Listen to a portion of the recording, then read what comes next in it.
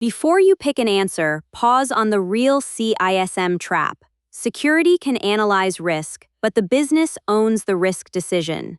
Here is the scenario. A critical billing application has a known vulnerability. IT says the emergency patch could break billing for several weeks. Operations says the system cannot be retired this quarter. Monitoring exists, but it only reduces detection time. It does not remove the vulnerability or the business impact. This is exactly where exam questions try to pull you into the wrong role. If the security manager personally accepts the risk, accountability moves away from the business owner. That is wrong. If the security manager shuts the system down immediately, security is making an operational business decision without the accountable owner.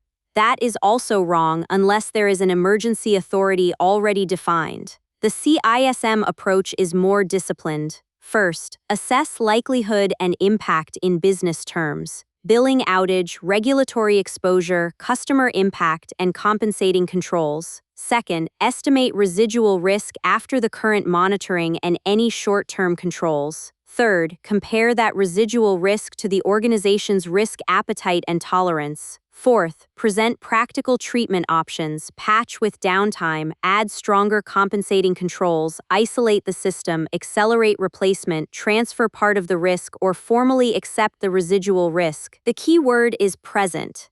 The security manager recommends and explains. The business owner decides whether the residual risk is acceptable, and senior management or the risk committee gets involved if the risk is above tolerance. Now answer the question. A critical billing system has an unpatched vulnerability. Patching may disrupt operations for weeks. Monitoring is in place, but the risk may still exceed tolerance. What should the security manager do next? Option A, accept the risk on behalf of the business. Option B, disable the billing system immediately.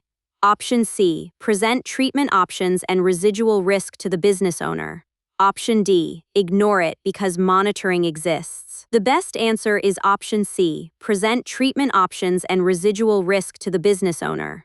It keeps accountability where it belongs. Security does not disappear from the decision. Security provides the assessment, evidence, control options, and escalation recommendation. But acceptance of residual risk belongs to the accountable business owner within the organization's governance process. Why are the other choices weak?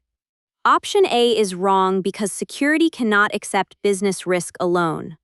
Option B might sound decisive, but it bypasses governance and could create a larger business impact. Option D is wrong because monitoring is not the same as treatment, acceptance, or closure.